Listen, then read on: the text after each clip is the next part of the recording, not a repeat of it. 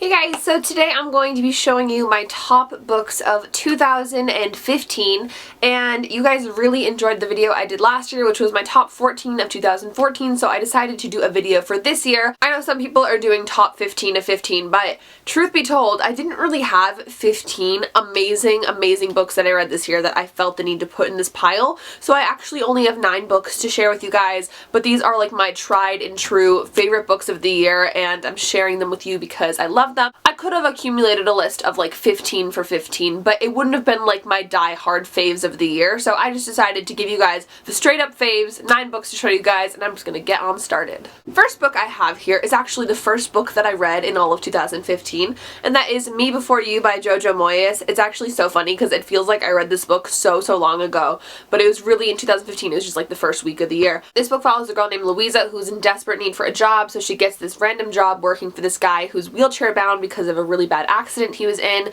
and she ends up kind of falling for him, but she works for him, but he's having his own issues and so is she, and it's just like this heart-wrenching, beautiful story, and it's just amazing, and I couldn't put it down. I just remember being so enthralled with the story. It made me laugh, it made me cry. I love this book so much, and if you have not checked this one out yet, I definitely recommend you to do so, also because this is becoming a film. I'm not sure if it's going to be coming out in 2016, but it might be because I know that they filmed it last year, so hopefully that will be coming out soon. If you guys have any information about that, definitely let me know, but it's becoming a movie, so you know, you kind of need to read it.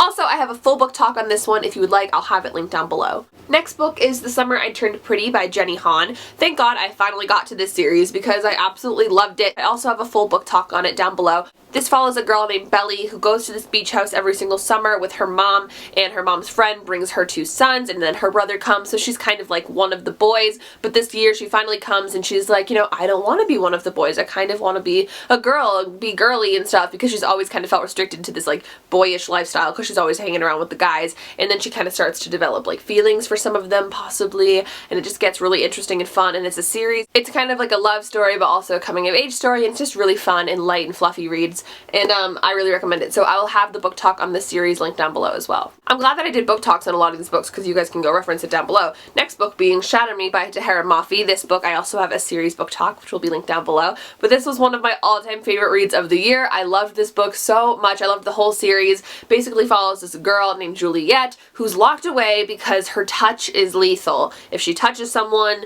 they literally die. It's that bad, and she's been locked away in this place, but then finally this guy comes and he's like, you're coming with me, and then she's like, what the hell, and the story kind of goes off of that. I know that sounds kind of crazy and kind of weird, but if you have not read this series, which I'm assuming that most of you have, but if you have not read Shatter Me, you really need to. It's going to become a TV show also, so that's really super exciting, and it's just so good. Like, I'm not usually into like dystopian or whatever, but I love this series so much, and I definitely recommend it to any of you that have not checked it out yet. It's amazing, and it's not just like crazy dystopian stuff. It's like a love story, and it's amazing. I love it so much. I love it so much. Next book is Delirium by Lauren Oliver. I also have a book talk on this series, and I'll have that linked down below.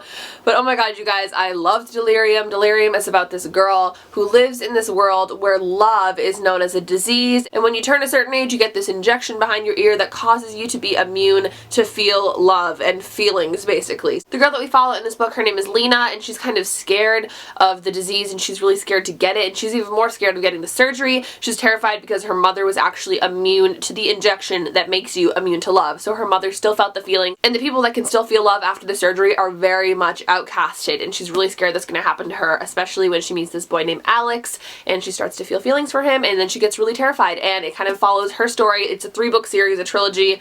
It's so good. I love Lauren Oliver. She's one of my all-time favorite authors ever, and this book is amazing. If you have not checked it out yet, it's an old book, but if you've not checked it out yet, I highly recommend you to do so, and again, the book talk will be linked down below. Next book is one that I actually read during the booktubeathon, and that is The Truth About Forever by Sarah Dessen. This book follows a young girl who lives with her mother, and their life is kind of perfect. They have this big house, super prim, proper, all that kind of stuff. And then one day she meets this boy, and she ends up starting to work for this company that does catering, and they're all this whole crazy group of people, and she finds herself really fitting in with them and falling for this boy, and she just kind of decides to start living, and her mother is not okay with it. Her mother thinks she needs to go back to the house, back to this, back be this way, but she's kind of realizing realizing what life's like outside of her crazy prison house, and it's really amazing. It's a great coming of age story, great love story, and I love this book so much. I finished it in one day. I read it during the booktubeathon, as I said, and I really, really enjoyed it. So if you've not checked out this one by Sarah Dessen, I know all of these are like super old books that I read this year, but I loved this one so much. Another Sarah Dessen fave of the year was Saint Anything, and I originally wasn't going to pick this up. I was like, oh, a new Sarah Dessen book, she's got a million, but I finally decided to get it, and I loved it so much. This book follows a girl named Sydney who kind of is always used to her brother being in the limelight because he's kind of a bad boy and gets himself in trouble a lot, so the focus is always on him, especially when he is drunk driving, hits somebody on their bike, and he ends up going to prison. So she's basically trying to like live in his shadow, and it's really hard for her. And then she meets his family and immediately becomes friends with two of the people in the family, the brother and sister. She finds great condolence in this family, and she just kind of feels more at home than she ever has at her house, and it just kind of follows her and like herself and just everything like that. It's kind of a coming of age story, kind of a love story, like most of Sarah Dessen's books, but they're all just so great and they're uniquely wonderful in a way, and it's weird because all of her stories kind of sound very similar, but they all have a great message from them, and this is one of my favorites of hers of all time now because I really love this one. So if you've not checked out Saint Anything, I definitely recommend you to do so. Next book on the list I'm sure was expected by every single one of you, and that is November 9 by Colleen Hoover, which has easily become one of my all-time favorites by Colleen Hoover.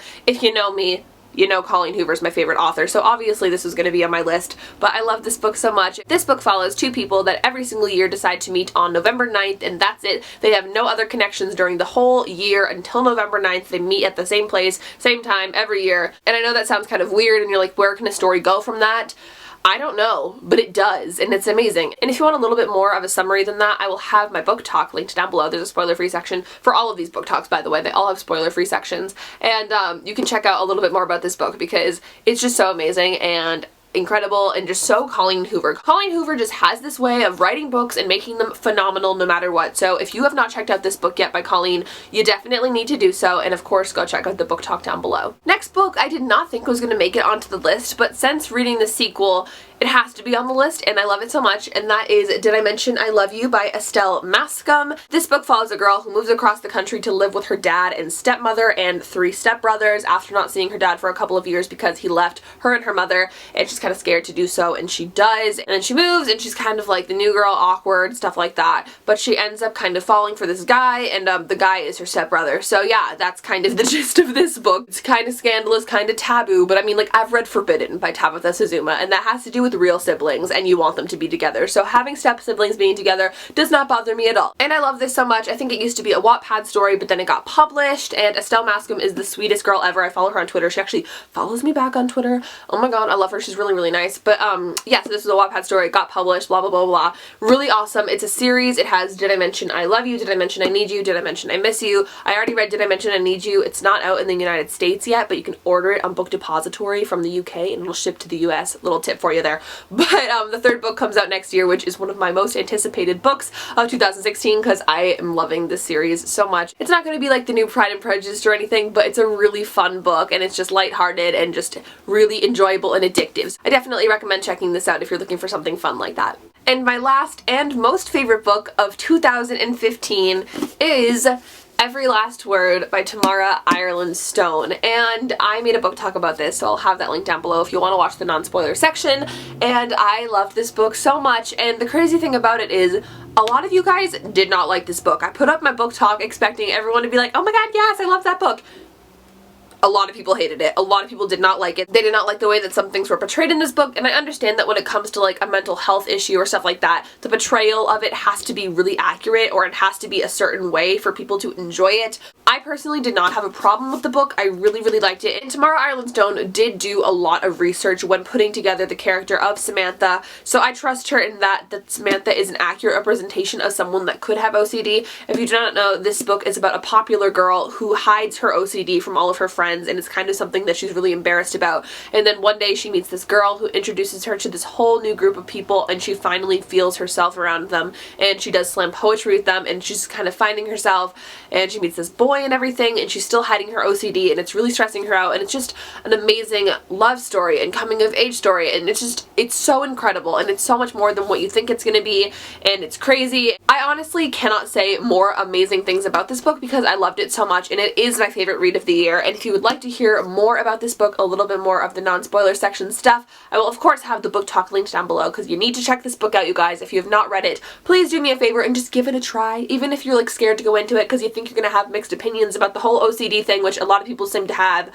Just please check it out. It's so amazing and crazy. It's crazy, okay? I'm gonna say it. It's crazy. So please check it out. I loved it so much, and it was my favorite read of 2015. Okay, you guys, so those are my favorite books that I read during the year of 2015. I would love to hear what some of your faves from the year were. Make sure you leave me a comment down below, or you can tweet me at LovelyLikeLaura, letting me know what your favorites were. Make sure to give this video a thumbs up and subscribe to my channel if you have not already. I hope you guys are having an awesome day, and I will talk to you all in my next video. Goodbye! My loneliness